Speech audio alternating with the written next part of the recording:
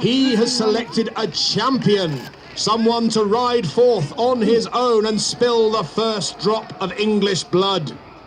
He has chosen a champion, a knight and a minstrel both, a man called Talifer. Knows this is probably a suicidal bid, but his name will go down in history. And here he comes, galloping in front of the Norman army. Which part of the Saxon shield wall will feel his bite? Will feel his blade first. Notice that the Saxon Huskars, the axemen, have come forward, whirling their double-handed axes around their heads in response to this challenge from a Norman knight. And here he comes! Here comes Talifer, the opening moves of the Battle of Hastings!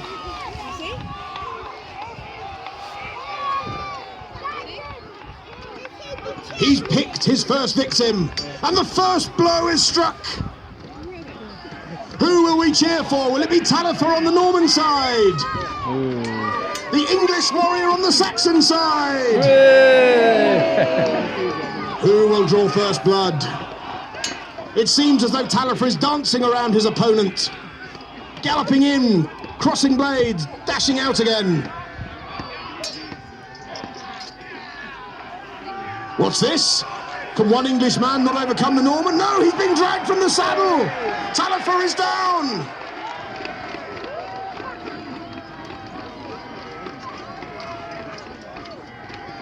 Talifer is down! The Norman champion is slain!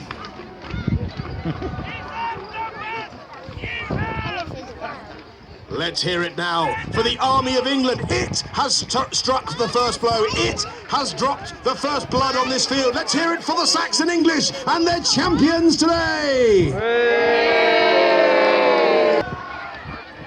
Well, a lone champion was never going to win the battle anyway.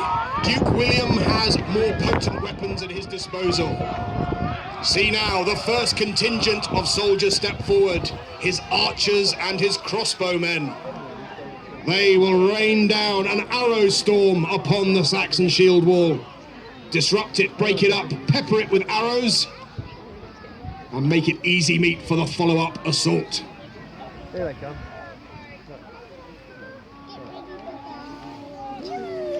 And whilst his archers get busy, the Duke discusses with his brother Bishop Odo why he has been terrorising the English coast. So, this is the mighty English army? Is this all that the whole kingdom could muster? I felt sure they would outnumber us 2 to 1. Our first attack will sweep them aside. Do not underestimate them, my brother. They fight for their homes, their lands, their families. They will fight well, and we are still slightly outnumbered. Yeah, but you are right. Not by as many as I'd expected. God is truly on our side. Their ranks have been thinned by their battles with the Vikings in the north, and it seems that we have also spent the last 2 weeks profitably. So, my lord, by laying waste to the land hereabouts with fire and sword, and giving our soldiers the pleasure of plunder and pillage for 2 weeks, we have forced Harold's hand. We destroyed, what, 20 villages? As for towns, we burned Pevensey, Bexhill, Aylsham, Hastings, and have slaughtered his people by the hundred. He could not allow his subjects to endure such terror any longer. Harold has galloped south at great speed, leaving a large part of his army to follow on foot. This proves God's blessing on our endeavor. Now, let us slaughter this English army, and quickly, before they are reinforced. And as the arrows fly and the storm lands upon the upraised shields of the Saxon shield wall, behind that you see the full might of William's infantry advancing up the hill. The first assault is imminent.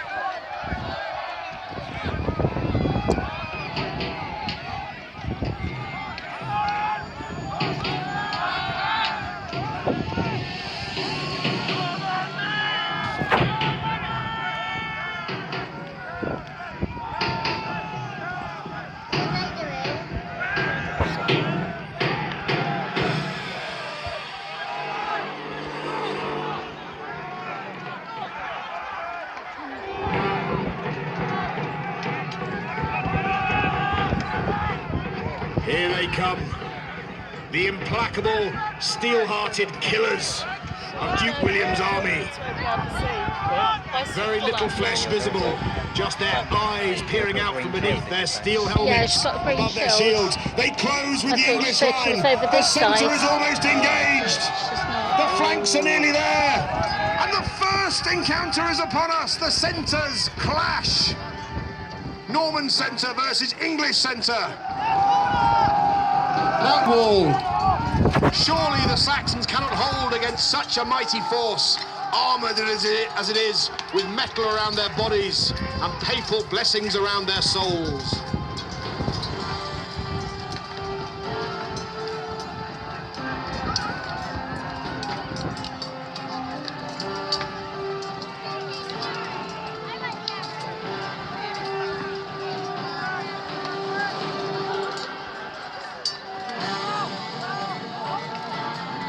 I think she's over the other side. Yeah, I can just see some of them over there.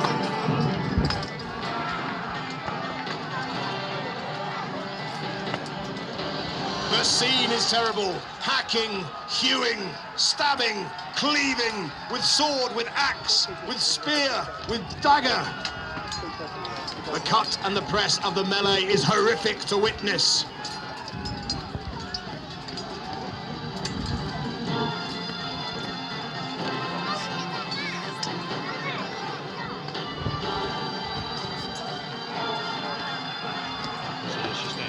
The fighting rages Whereabouts in hard. the middle, with the rusty chain. But it seems as just though running. the Norman forces simply cannot batter their way through the Saxon shield wall. And slowly, ever so slowly, the Norman forces are pushed back. 1 step, 2 steps. This may signal the start of a general retreat. On the flanks, the Normans give ground. It seems as though the shield wall has held. Ladies and gentlemen, the first phase of the battle is a victory for Saxon England.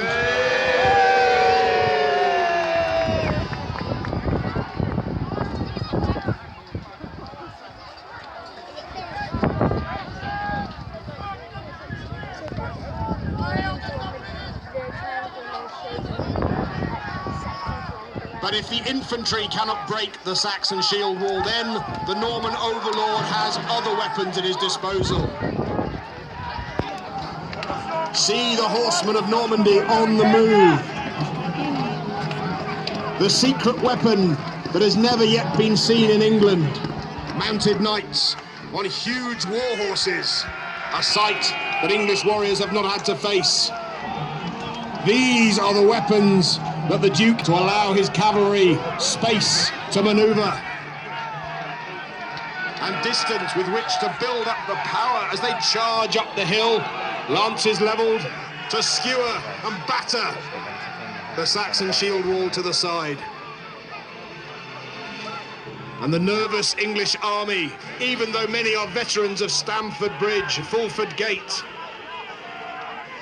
now quail beneath the steely gaze of the Norman cavalry, whom they will have to face in a few minutes' time. And using this brief pause in the battle, the Saxon army takes on water. The archers replenish their arrow quivers and gird themselves for the storm to come.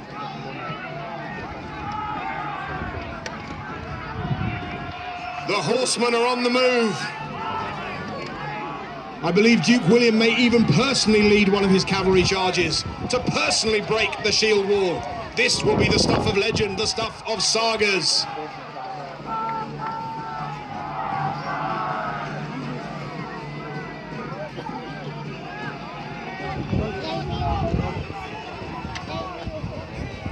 There's Duke William on his grey horse with his red cloak in the centre of the battlefield. His 2 squadrons of cavalry are ready and poised. The English army jeers William the Bastard, as they would have it. And the horsemen are ready.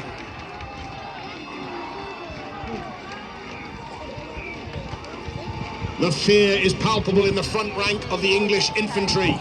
They shout themselves hoarse to try and bolster their own courage, knowing that they will have many tons of metal and horseflesh thrown at them in a few moments' time. The knights are ready. The English can merely wait.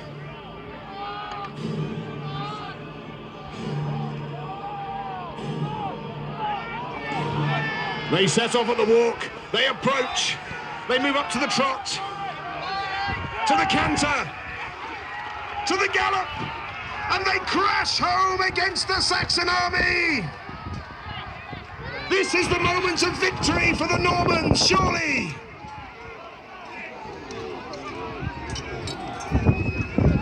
But the shield wall holds, the horsemen have not penetrated. They are riding up and down, skirmishing with the Saxons, but they have not broken the wall. If they can hold against archers, if they can hold against armoured foot soldiers, if they can hold against armoured horsemen, maybe the Englishmen can hold all day, no matter what the Normans throw at them. The horsemen try to break through. They attack a second time. No. Andrew. No.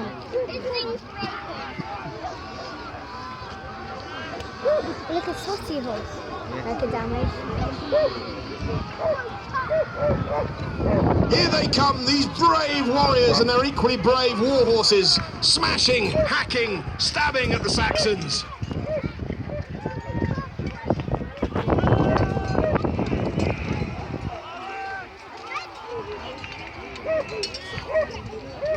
But ladies and gentlemen, boys and girls, it seems as though the shield wall is holding firm. Cheer your warriors on. Cheer them now to show them that you support this shield wall defending England.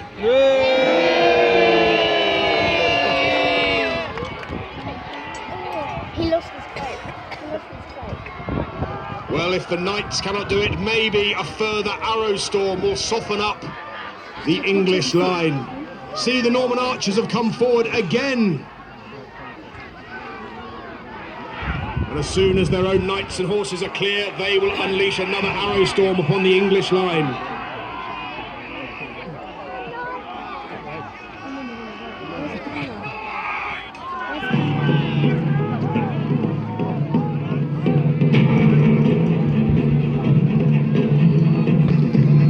My daughter's in the front line of that with the green shields with the blue things. Blue cross. Yeah, and has a mere shorter shields than most of them. On it. Yeah. Good to see her up close.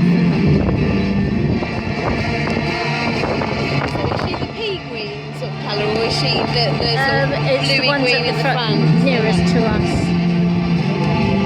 Behind the ranks of Norman archers, the Norman infantry come forward a second time. Another irresistible wave rolling up the hill to break upon the Saxon shield wall. Will they break the wall this time?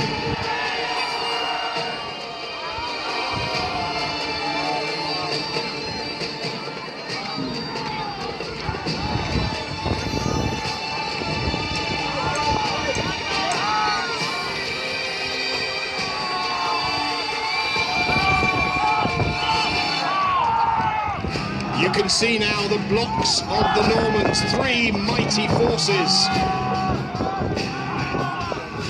On the Norman left, soldiers from Brittany, the Bretons. In the centre, the heaviest of the Norman infantry from the Duchy of Normandy itself. And on the Norman right, the Franco-Flemish contingent, where the Frenchmen and some Franks and Germanic tribes are. Because it's a multinational army the Duke has at his command. Normans, Franks, Frenchmen, Bretons, and many, many more. He throws his forces in echelon against the shield wall. The arrows, the slingshots, all rain down.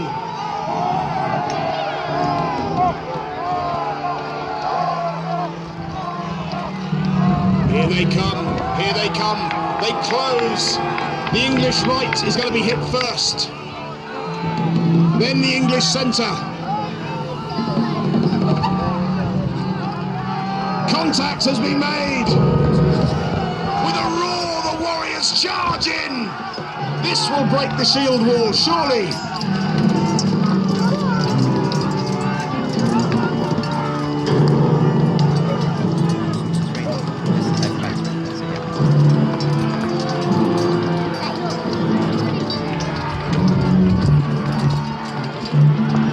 Ladies and gentlemen, cheer now if you need the English shield wall to stand, if you need them to survive, cheer them now to show them your support. Wave your flags!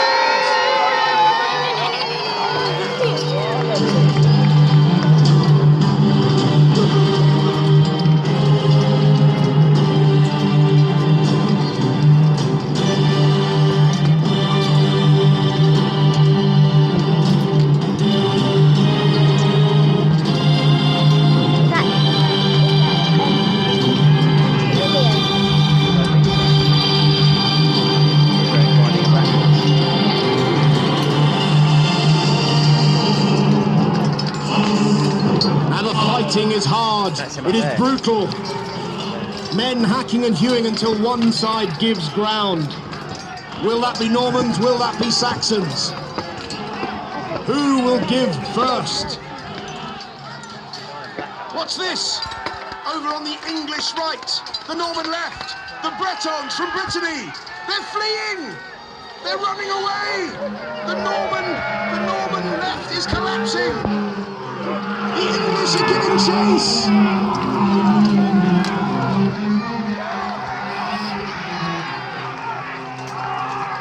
Disaster! The Duke must throw in his cavalry to stem the tide, to stem the fleeing Bretons, to hack down the English that have tried to pursue. Can those horsemen turn the tide?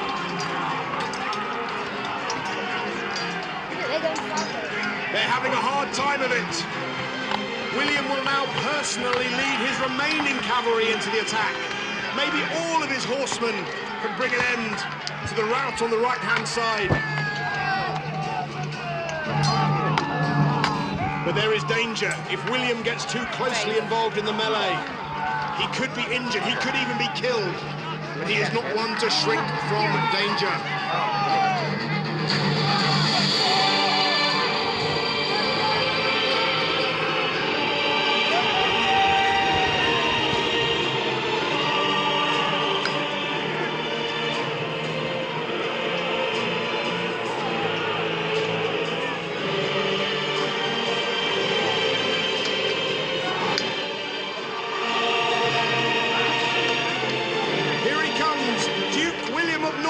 Personally leading the final horse charge.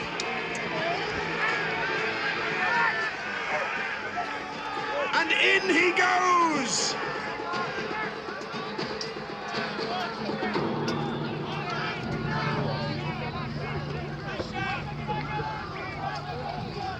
Why do they go off to one side? What's this?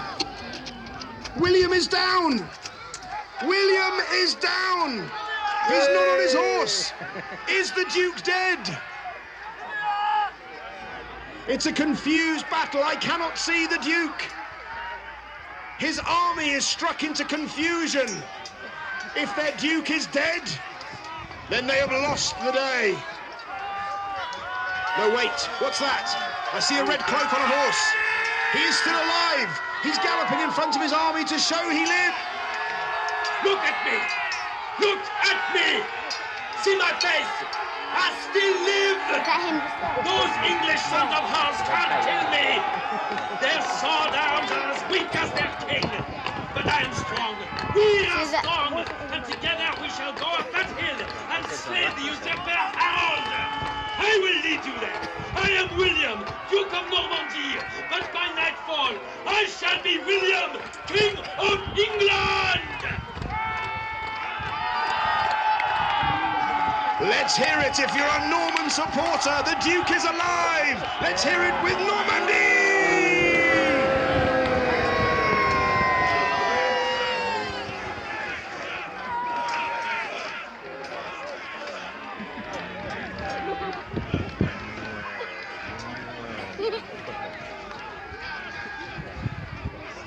Well, the Duke still lives. His army has taken heart once again, and they occupy the lower slopes of Senlac Ridge.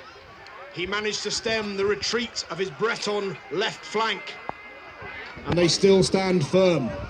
But this has given the Duke an idea. He noticed that many English left the shield wall, charged down the hill to pursue the fleeing Bretons. And the Duke, a notable commander, but also a cunning strategist, decides to employ a ruse. He shall now attack on the other flank and attempt to draw out more of the English. If he can invite the English to quit the shield wall and run down the field, surely they will be easy prey, and he will strip Senlac Ridge of its defenders. This is his cunning plan. We will see if the English will fall for it.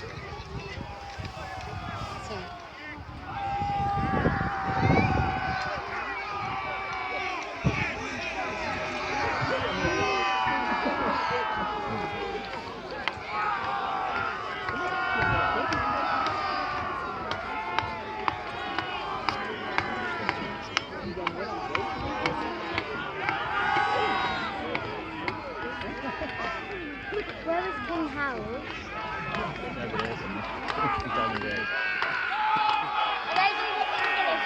And here they come. On the Norman right, the Franco-Flemish knights come forward on their horses. They will attack and feign a retreat. Will the English fall for it?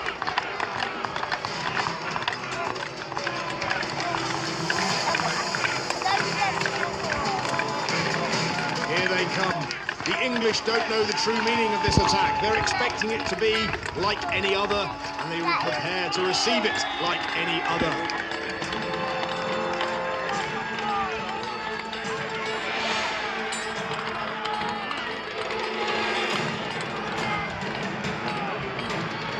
Here they come! Here they come!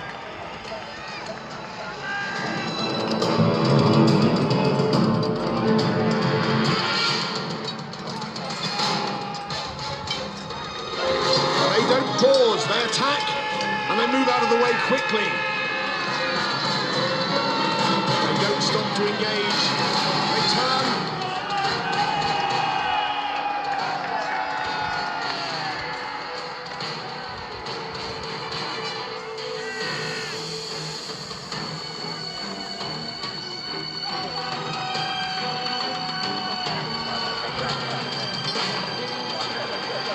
No, you fools! Hold! Hold! By all that is holy, stop them! My brave, foolhardy brother, what have you done? This may cost us the battle, even the kingdom it...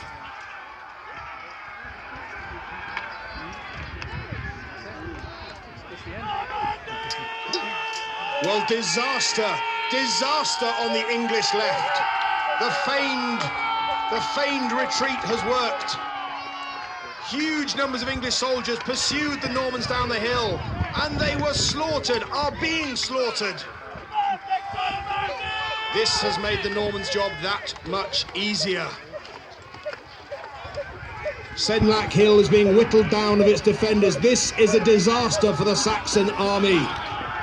King Harold now comes forward to address his men, to attempt to rally them. Listen now to Harold Godwinson, King of England. Men of England, stand firm, stand your ground and hold the shield wall. If the shield wall holds, we hold. And if we hold, England holds. William the Bastard is a master of trickery. His feigned retreat fooled our left wing, and many brave warriors have fallen, including my own brother. But with God's help, we can still bring an end to this Norman blight upon our land. Do not make the same mistake of leaving the shield wall. If we can but hold until nightfall, then reinforcements will come to our aid, and we shall make an end of these invaders once and for all. So stand firm, and the only land we'll give up to William the Bastard will be 6 feet of English earth for his grave!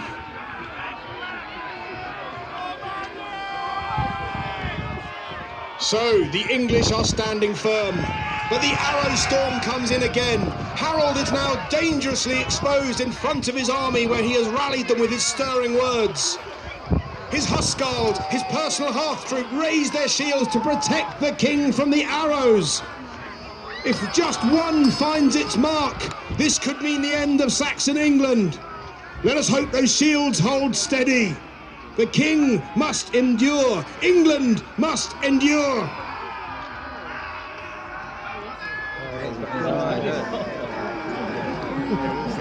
An arrow! I saw an arrow! An arrow! He's hit! I saw him stagger! Godwin, son!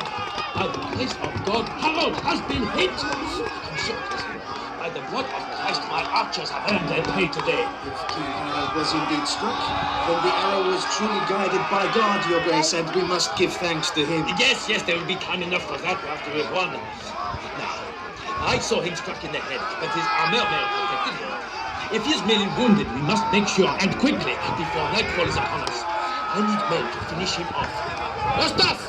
Take Ponthieu spur your horses up the hill and finish that dog, Harold! And took them for the man who brings me his head!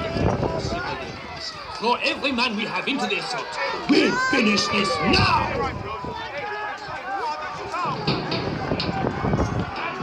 Harold is down, struck in the eye by an arrow. He may still live, but the Norman army is coming forward to finish the job. Infantry, archers, cavalry, they all move forward in one vast, titanic assault to break the English for the final time.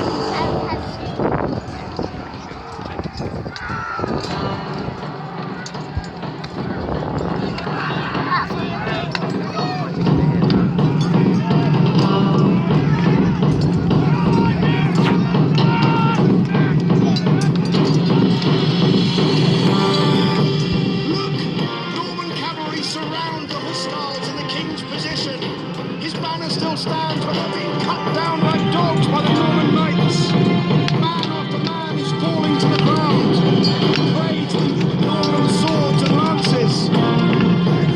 If the king is not already dead, he surely cannot survive much longer beneath the onslaught of sword blows and lance thrusts. The shield wall is buckling. The shield wall is about to break.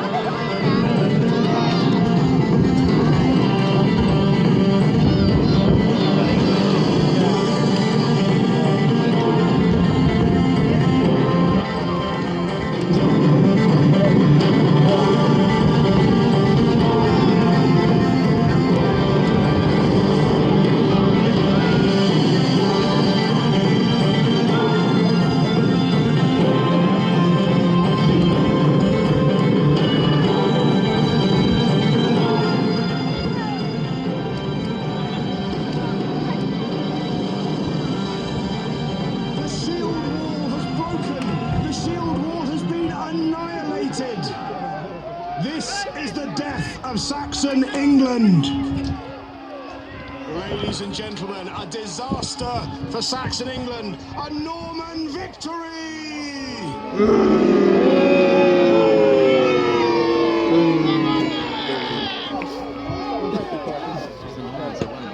And now, Bishop Odo calls upon the victorious warriors to give thanks for this victory. Soldiers, warriors, on your knees. God's work has truly been done this day. Bow your heads in prayer and let us thank him for his blessings on this field of victory. And whilst the Norman soldiers kneel in silence to pray to God, to thank them for granting his blessings in this victory, only one figure moves upon the battlefield, the figure of a woman clad all in white. This is Edith Swanneck, the mistress and the lover of King Harold, as she searches for the body of her fallen king. As I made my way onto the field of slaughter, carrion crows rose all around me, seemingly the only living things on that blood-soaked hillside. But I was not alone. Others searched the field too, although whether for loved ones or for plunder, I cared not. I searched only for my lord's body, so that he might know a Christian burial. Duke William, I cannot bring myself to call him king, provided a soldier to guide me to the place where my lord's banner had last been seen flying on the day of battle, before the bloody end came. There I found the bodies lay thickest, fallen in a final last stand. Many were already naked, stripped by ghouls and robbers searching to profit from the terrible slaughter, so that in death I could not tell Norman from Englishman. The sun was past its peak before I found him. It mattered not that I was bloodied to the waist and elbows from searching. I had found my lord, my love, my Harold. But little wonder the Duke's men could not find him for themselves. His body was torn, his regal armour and tunic gone. And worse, oh, cruel fate, his head sundered from his body and not to be found. Thus was I denied a last chance to gaze upon the face of my love. Yet I knew his body, for we had been as man and wife, and it was dearer to me than my own. Oh, Harold, why did you leave me? I wrapped his body in linen, but when I made to take it for burial, the Duke forbade it. Harold's poor mother, with 5 of her sons now dead, offered the body's weight in gold if we could but have it for burial, but William refused. He feared my Harold in death as an English martyr as much as he had feared him in life. My lord was buried in a grave on the seashore, without stones or markers to tell where he lay. So passed the last English king, Harold II, Harold Godwinson, my lord, my liege, my lover, and I shall follow him soon.